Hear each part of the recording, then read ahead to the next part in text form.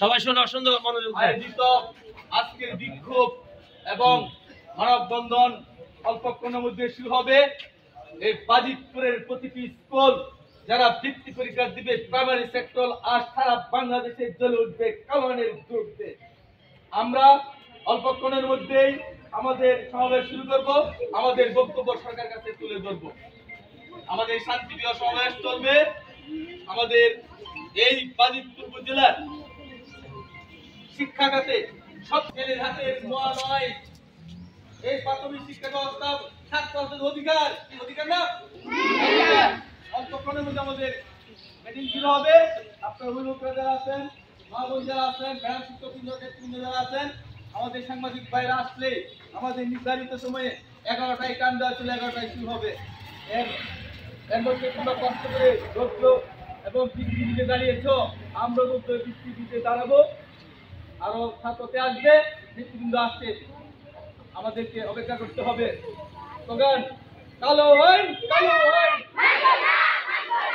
কালো আইন, কালো আইন।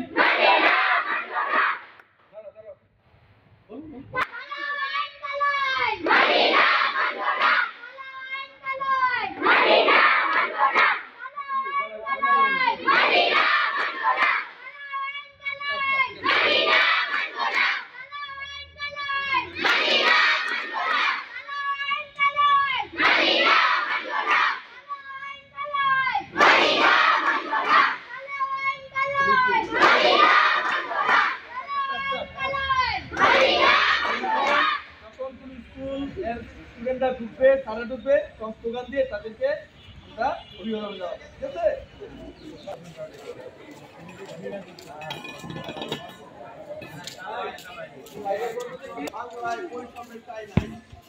জুলাই বিপ্লবের চেতনায় বৈষম্যের ঠাঁই নাই, বলো বিপ্লবের চেতনায়, বিপ্লবের চেতনায়,